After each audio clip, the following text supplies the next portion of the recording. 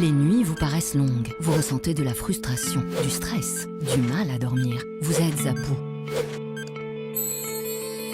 Détendez-vous.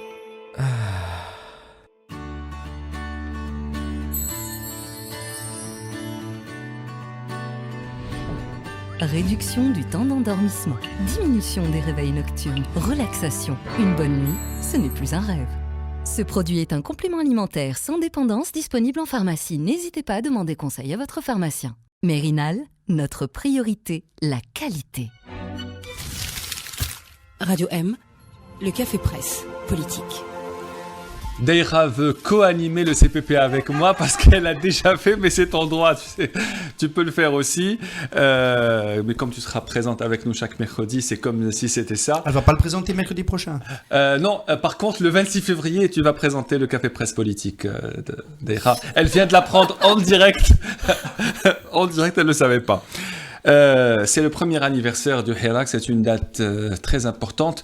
Qui aurait cru qu'un an après, on en serait là? Quand je dis on en serait là, ça ne veut pas dire que le bilan est négatif ou positif, mais ça fait déjà un an. Est-ce que vous avez l'impression que le peuple a gagné, qu'il a perdu, ou que le chemin reste encore long? Yassine. Alors, ça fait déjà un an. La réponse D. Ouais, la réponse D. Non, de mon point de vue, le chemin est encore long, comme je l'ai dit. Je ne sais pas si on peut parler de victoire ou de défaite quand il s'agit vraiment de la dignité d'un peuple qui a été récupéré le 22 février. On était dans un stade de léthargie totale pendant des années. On avait un président absent pendant 6 ans et les gens continuaient. Après, effectivement, il y a eu la crise économique, etc. On avait peur en tant que peuple d'un embrasement. On s'est dit, faisons gaffe qu'il n'y ait pas une situation qui nous mène vers le chaos comme on l'a vécu à cause de la crise économique. Et là, on voit un peuple qui s'est soulevé pour des raisons politiques, parce qu'il veut réclamer ses droits, il veut réclamer un état de droit, il veut réclamer des libertés. Et pour moi, rien que ça, si on doit se mettre dans le prisme de victoire-défaite, c'est une victoire absolue. Et c'est un acquis qui résonne à mon niveau, au même niveau que les acquis de la révolution de 54. Un peuple qui a conscience de ce qu'il est et de ce qu'il veut est invincible. Samia Messoussi. En fait, aujourd'hui, je crois qu'on ne peut ni parler d'échec ni parler de victoire, parce que nous sommes dans une phase de construction d'une république que l'Algérie n'a jamais eue jusque-là. Nous sommes en phase de construction d'un pays de droit, d'un pays des libertés, d'une Algérie de démocratie. Donc tout ça a été détruit pendant plus de 65 ans en Algérie. Donc au regard de ces 65 ans, un an de combat, un an de lutte n'est rien du tout. On ne peut pas tout arracher en un an. Le combat, effectivement, est encore lent et doit se poursuivre. Daïra. Moi, en fait, quand je me pose la question de cette année du Hirak, je me pose la question de moi-même, de mon bilan personnel. Et donc, c'est-à-dire, je me suis rendu compte qu'à mon niveau, et pourtant moi je ne suis pas une activiste vraiment du Hirak, je suis journaliste et j'essaye de manifester. C'est une critique que tu fais à Khaled, c'est ça? Non, pas du tout. Pourquoi? Une critique pour elle, peut-être? Une autocritique, c'est ça? J'ai essayé de jouer la critique pendant la première partie. Parce qu'on n'a pas réussi à l'inviter, mais bon, là je vais passer à autre chose. Non, pas du tout. C'est-à-dire, moi j'essaye de voir à mon échelle et d'essayer aussi de projeter ça sur les milliers de gens qui descendent manifester les vendredis. Donc moi, ça déjà ça a transformé une partie de ma vie, quoi. C'est-à-dire de mon quotidien, de mon organisation familiale, etc. Et de ma manière d'aborder mon métier, de ma manière de vivre dans mon pays. C'est quelque chose qui m'a vraiment beaucoup bouleversée. Comment dire, j'ai reçu un ami hier soir à la maison qui lui est très critique du Hirak, qui trouve que c'est, comment on dit, il parle de folklore. Fallait le ramener. Oui, il veut pas, comme tous les autres, comme tous ceux qu'on invite pour venir n'assume pas, critiquer. il n'assume non, pas non, d'être- Michi, il n'assume pas. Anyway, Non. le problème, c'est pas ça. Je lui ai expliqué, c'était très difficile. Je me suis rendu compte de lui expliquer que, en fait, moi, 1 an plus tard, j'ai vraiment envie, le vendredi, j'attends que ça de descendre. Vraiment, c'est pas quelque chose, je me sens pas à l'obligation, le devoir, etc. J'ai envie de terminer, de donner à manger à mes enfants et de descendre, de me retrouver parmi les manifestants, parce que à chaque fois c'est très différent. À chaque fois je découvre des choses, à chaque fois je rencontre des gens, à chaque fois j'ai tout le temps des surprises. Souvent des bonnes surprises. J'ai aussi il y a des choses que je vois que je n'aime pas trop.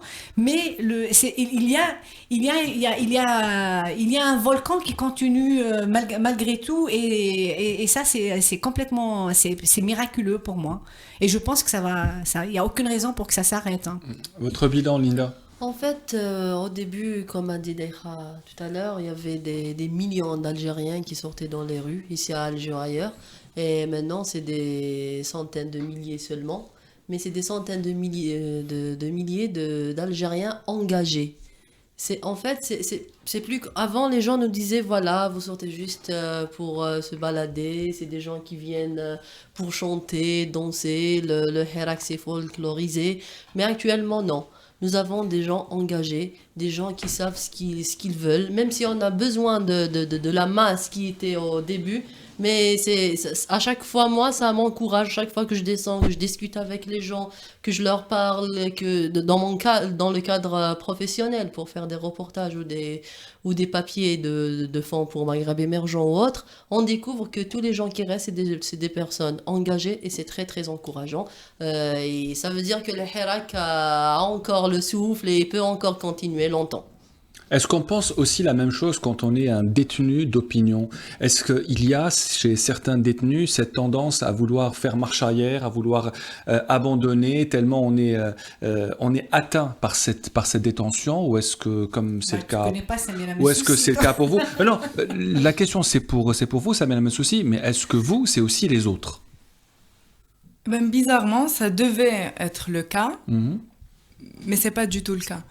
Parce que quand on voit, et là je parle de la majorité des détenus qui étaient avec moi, bon, pour la majorité ce n'étaient pas des militants avant qu'ils ne rentrent en prison, mais en sortant de prison, en ayant l'occasion de discuter entre nous, certains détenus me disaient que en fait le pouvoir réussit de faire de nous des militants. Donc quand on subit l'arbitraire, on a envie juste de le combattre. Et peut-être que la bêtise du pouvoir était dans le fait d'avoir emprisonné des jeunes pour un rien. Et là, je vais reprendre la phrase d'un camarade détenu à sa sortie devant le juge. Il avait dit au juge qu'on n'est pas en prison, mais on est dans une école révolutionnaire. Et la prison, pour nous, a été une école révolutionnaire. Et est-ce que dans cette école, les gens sont attentifs, ou ils font l'école buissonnière après leur libération notamment, ou même à l'intérieur? Non, même à l'intérieur. Même à l'intérieur, ça permet... Bon, surtout du côté des garçons, je suppose, parce qu'ils étaient nombreux, ils étaient ensemble. Donc ça leur permettait de débattre tout le temps, de suivre l'actualité et de suivre ce que nous apportaient les avocats comme information. Donc alors j'ai envie. Je vais dire autre chose. C'est contagieux en fait, parce que quand on voit, quand on a vu les détenus parler comme elle a fait Samira Messoussi au procès, elle est passée au procès où il y a eu une quarantaine de détenus, la plupart qui étaient détenus pour atteinte à la sécurité, pour avoir porté l'emblème Amazir, mais pas seulement, à l'unité. Et quand les gens dans la salle et les gens qui manifestent et qui viennent voient comment les détenus se comporte pendant le procès et comment il parle au juge, c'est complètement contagieux. C'est-à-dire c'est quelque chose qui se réverbère, qui nous donne toutes les raisons de vouloir continuer, d'être présent, de se battre. Oui, Linda. Vas-y, j'ai juste Oui, c'est bon. demandé la Linda. parole. Ouais, vas-y. J'ai juste demandé la parole. Je te la donne. En fait, c'est vrai que le pouvoir, avec l'arrestation des manifestants, il fait des militants, mais pas que. Parce qu'on a aussi les familles et les amis de ces détenus d'opinion qui deviennent des militants. Pendant toute la période de l'arrestation de ces personnes-là, il y avait des rassemblements de solidarité devant les différents tribunaux ici à Alger ou ailleurs. Et les familles des détenus viennent avec les amis, ils rencontrent des journalistes, des militants, des avocats, et ils apprennent, ils font quelque part une formation en ce qui est militantisme. Et aujourd'hui, on remarque qu'à chaque fois qu'il y a un procès quelque part à Tlemcen, à Biskra ou ailleurs, c'est les anciens détenus et leurs familles qui se déplacent pour assister au procès et pour exprimer leur solidarité avec ceux qui restent en prison jusqu'à aujourd'hui. Alors, année de la réappropriation ou de la récupération, Yassine Mabouche, le président dit toujours le Hirak Béni. Est-ce que vous pensez que c'est l'année où tout va se jouer, 2020, mais ça va se jouer de quel côté ? La façon dont je vois les choses, effectivement, le discours du président Tebboune est clair, et même de son ministre de la Communication, Ammar Belhimar. Ils évoquent le Hirak en des termes élogieux. Les appareils aussi de presse étatique évoquent cette notion de volonté de s'approprier le Hirak. Le problème, c'est que les actes ne suivent pas. Les simples gestes de concession qui pourraient être effectués et qui montrent vraiment une vraie volonté de faire patte blanche n'existent pas. À un moment donné, il va se créer une dissonance aux yeux des gens et des gens qui ne sont peut-être pas impliqués. On parle beaucoup de militants, etc., mais on ne parle pas de la majorité silencieuse. On spécule, à raison, qu'elle veut un état de droit, parce qu'un état de droit bénéficie à tout le monde. Ces gens-là voient cette dissonance, voient un pouvoir qui est en décalage entre ses paroles et ses actes. Est-ce que, à terme, cette masse silencieuse va être excédée par ce double discours ? Ou est-ce qu'elle va retomber dans la léthargie ? Le risque, il est là. De mon point de vue, de ma perspective, compte tenu, dans mon analyse, compte tenu de la prise de conscience que je présume de la part du peuple algérien, le pouvoir s'emmène vers une impasse, en fait, part vers l'impasse en s'appropriant le Hirak juste dans sa rhétorique. Je ne sais pas ce que vous en pensez, mais... Hassan, l'année 2020. Je reviens sur l'année 2020. Bon, l'année 2020, oui, pas 2019. Oui, pas 2019, on a fini avec 2000. Moi, je pense que la question qu'on doit se poser du point de vue du Hirak, c'est est-ce que la demande de liberté et de droit exprimée par les Algériens au début de l'année 2019 va continuer à s'exprimer de la même manière en 2020 ? Parce qu'on peut imaginer que cette demande de dignité aussi, de liberté, de dignité, etc., peut retomber parce qu'on aura considéré qu'on en a satisfait une partie. Pas de cinquième mandat, les oligarques en prison, les anciens premiers ministres en prison, une partie de la hiérarchie de l'armée qui a collapsé, Ahmed Gaïd Saleh en tête. Et donc, on l'a ressenti. Il y a les Algériens qui ont été votés. Moi, j'ai beaucoup aimé l'attitude de Samir Blarbi sur ce plateau, avec notre collègue Faisal Mtawi, qui a dit moi je considère qu'une partie des Algériens qui ont été votés le 12, ils l'ont fait, c'est un geste patriotique. Ils pensaient qu'ils servaient le pays en faisant ça parce que le moment était venu de redonner une légitimité au moins à un président de la République pour trouver une solution après. Ça ne veut pas dire qu'ils ont abandonné toute volonté, toute exigence démocratique. Et cette partie des Algériens-là, il va falloir continuer à lui parler. Pour lui dire que oui, vous avez fait ce geste le 12-12, mais ça vous... il ne s'est pas mis complètement sur la touche. Il peut revenir dans le Hirak parce qu'il aura réalisé, il aura constaté que, en fait, machine n'y a pas le pouvoir de changer. Même, voilà, que c'est pas son... Donc en 2020, il va y avoir une partie d'échec entre cette tentation du pouvoir d'essayer de récupérer, mais qui effectivement va conduire à une impasse parce qu'il faut qu'il y ait des gestes qui suivent, sinon ça marche. Et puis, ce que le Hirak pourra déployer ou pas, sa capacité à nouveau réunir, à fédérer les Algériens, sa capacité à agréger les autres colères, parce qu'il va y avoir des colères sociales qui vont monter en 2020, de plus en plus, à pouvoir être le terrain où s'expriment ces colères-là. Et puis, surtout, sa capacité à offrir des perspectives. Et les perspectives, ça passe par l'organisation. Et si le pouvoir s'acharne aujourd'hui, plus que jamais, à interdire le moindre espace de réunion, et ce week-end, on est là, flagrante démonstration, c'est parce qu'il sait que l'organisation va montrer que les solutions politiques, les solutions de sortie de crise sont aussi une production populaire, que c'est possible avec ce peuple. Et donc, ce verrouillage-là, en 2020, à mon avis, le temps a joué en 2019, à un moment donné, contre le Hirak. En 2020, il va se mettre à jouer contre la fausse solution Tebboune et 12 décembre. Alors, je suis très heureux d'avoir 3 femmes sur ce plateau, sur 2 hommes. Donc, c'est aussi une occasion pour parler de l'engagement des femmes dans cette révolution pacifique. Et qui mieux qu'un homme pour être le premier à répondre? Yassine et Hassan. Oui, pourquoi pas? On change les règles. On change les règles. C'est un peu nul Yassine, quand même. comment est-ce qu'on voit cet engagement, cette présence féminine? Parce qu'il faut savoir que moi, je suis journaliste, que je couvre les manifestations. Et l'une des premières critiques qui continuent jusqu'à maintenant, où sont les femmes? On ne voit pas les femmes. Ce sont surtout des critiques qui viennent de l'étranger. Yassine. Alors, le rôle des femmes est primordial. Je pense qu'on est tous d'accord pour dire ça. Que c'est même pas du populisme, c'est un fait absolu parce que déjà historiquement, le rôle des femmes a toujours été important, mais encore plus durant la Révolution. Le moment, on parle souvent du 22 février, on parle un peu moins, mais on parle aussi souvent du 8 mars. Qui a été vraiment un jour absolument incroyable où la cause des femmes et la cause du Hirak se sont rejointes. Donc évidemment que la place des femmes est cruciale, non seulement pour garder le caractère pacifique.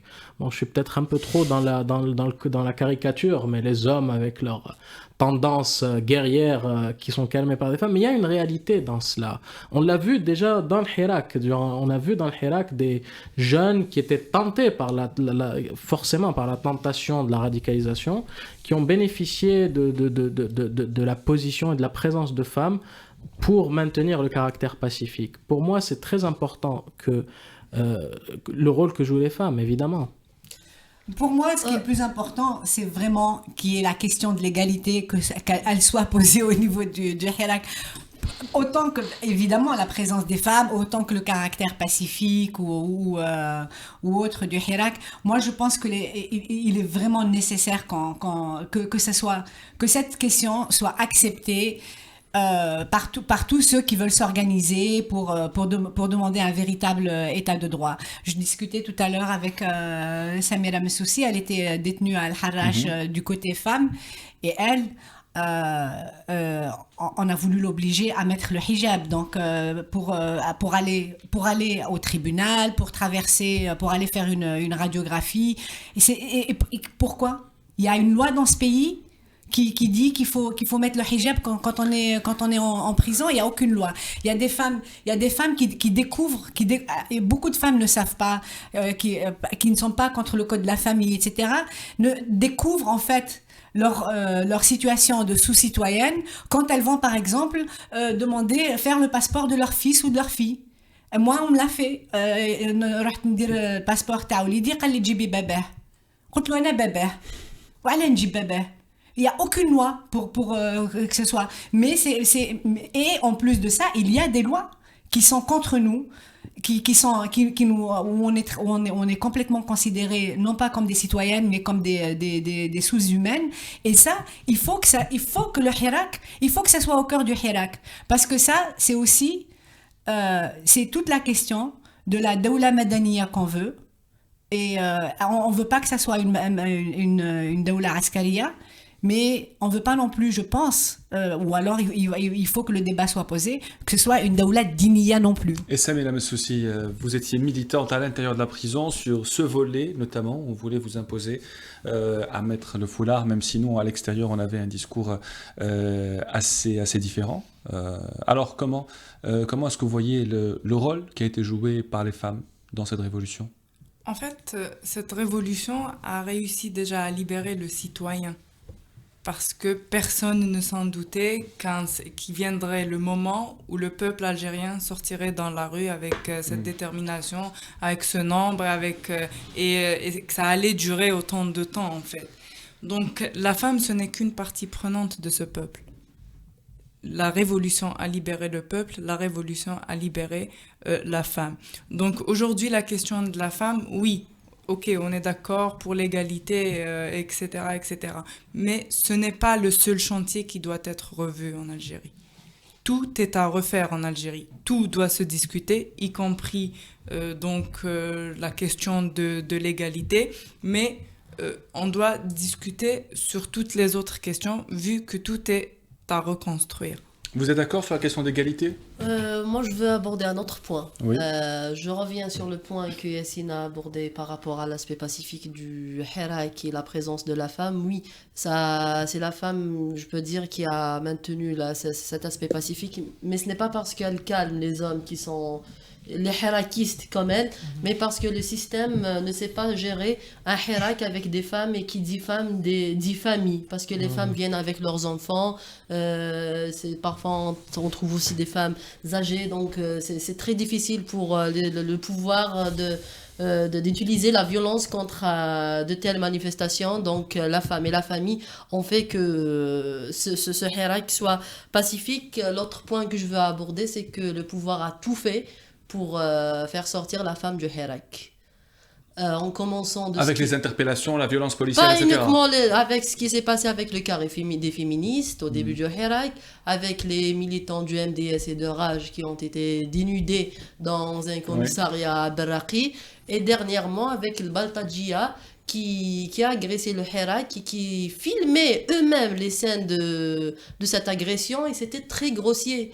Pourquoi que cette agression des Baltajia était grossière à ce point-là, si ce n'est pas pour chasser la femme du Hirak, sachant que quand même la société algérienne est une société conservatrice. Donc je pense que le système, le pouvoir algérien veut faire sortir la femme à tout prix de ce Hirak. Yassine ? Sur cette question-là, je pense que moi j'ai un point de vue pour lequel j'ai été souvent critiqué par les féministes, sur le recul que la société algérienne a connu avant le 22 février, enfin dire l'époque 21 février, sur ce reflux de la combativité, de l'implication politique, etc. J'ai soutenu, d'ailleurs même au Café Presse Politique plusieurs fois, le point de vue, notamment à l'occasion du 8 mars quand on parle de la situation de la femme, que les femmes ont reculé encore plus que le reste de la société. Je le soutiens. Je l'ai soutenu pendant tout ce temps-là en disant que les femmes ont abandonné un pan de la responsabilité dans l'espace public, dans l'espace citoyen.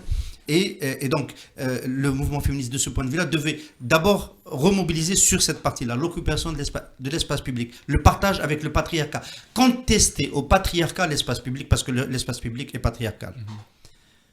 Je considère que depuis le 22 février, en fait, il y a eu un retournement complet. Les femmes ont rattrapé ce retard.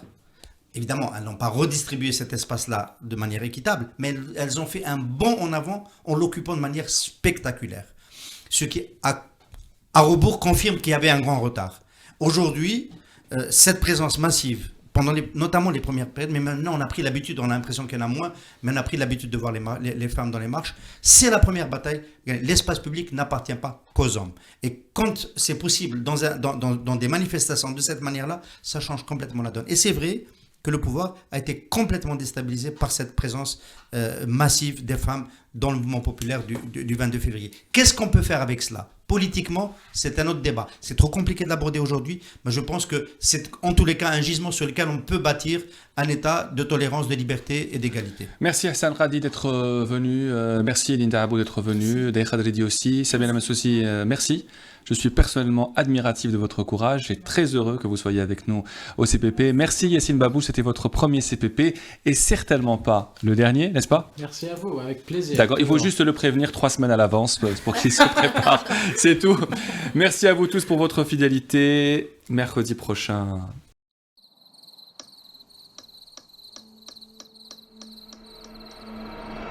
Les nuits vous paraissent longues, vous ressentez de la frustration, du stress, du mal à dormir, vous êtes à bout. Détendez-vous.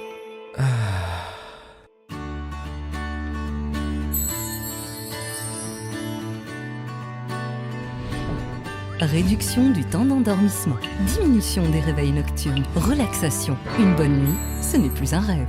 Ce produit est un complément alimentaire sans dépendance disponible en pharmacie. N'hésitez pas à demander conseil à votre pharmacien. Mérinal, notre priorité, la qualité.